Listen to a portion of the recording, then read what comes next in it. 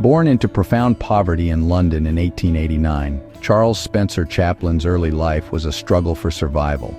His father was absent, his mother was in and out of mental asylums, and he spent time in workhouses. This harsh childhood, however, became the wellspring of his art. He learned to observe human nature with a compassionate eye, finding humor in adversity. From the British music hall stages, he honed his physical comedy skills, leading him to the Keystone Film Company in Hollywood in 1913. It was there in 1914 that cinema alchemy occurred. For a quick comedy short, he assembled a costume baggy pants, a tight coat, a small derby hat, a cane, and his signature mustache. The Tramp was born. This character was not just a clown, he was a poet, a dreamer, a survivor. With his shuffling walk and expressive, soulful eyes, the Tramp represented the dignity of the little man against an indifferent world.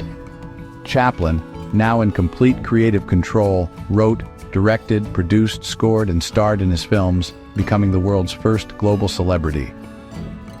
His silent-era masterpieces are monuments of cinema. In films like The Kid, The Gold Rush, and City Lights, he perfected the blend of slapstick comedy and deep pathos. A scene of him eating his shoe becomes a delicacy. Dancing with bread rolls becomes a ballet of hope. He resisted the arrival of sound, believing the universal language of pantomime was superior. His first true sound film, The Great Dictator in 1940, was a brave and daring political satire where he mocked Adolf Hitler, ending with a powerful, heartfelt plea for peace and humanity. His personal life was as dramatic as his films, marked by multiple marriages to young women, and, well, plenty of scandal. His political views, which were seen as socialist-leaning during the Cold War paranoia of the 1950s, made him a target. While traveling in Europe, he was effectively exiled from the United States, the very country that had made him famous. He settled in Switzerland with his wife, Una O'Neill, and their large family, continuing to make films like The Elegant Limelight.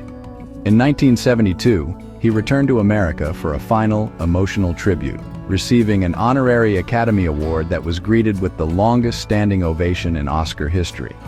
He was knighted by Queen Elizabeth II in 1975 and passed away in Switzerland on Christmas Day, 1977.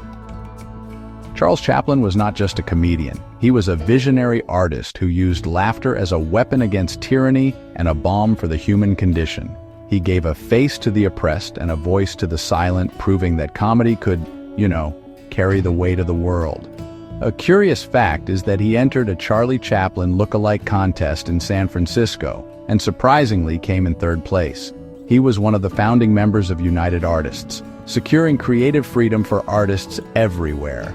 He was also a talented musician who composed the scores for most of his own films, including the beautiful theme for Limelight, which actually won an Oscar 20 years after the film's release. His body was stolen from his grave in a bizarre ransom attempt and was recovered 11 weeks later. And believe it or not, a print of his film The Immigrant was found in the possession of the Titanic's wreckage explorer, Robert Ballard. Charles Chaplin's legacy is, honestly, the legacy of cinema itself. He was the first true auteur and the most recognized man on the planet, whose Little Tramp remains the ultimate symbol of resilience, hope, and the indomitable human spirit. If you are inspired by the true pioneers who shaped the art of cinema, please show your support by giving this video a like and subscribing to The Iconic People. We explore the lives of the most revolutionary figures in entertainment history.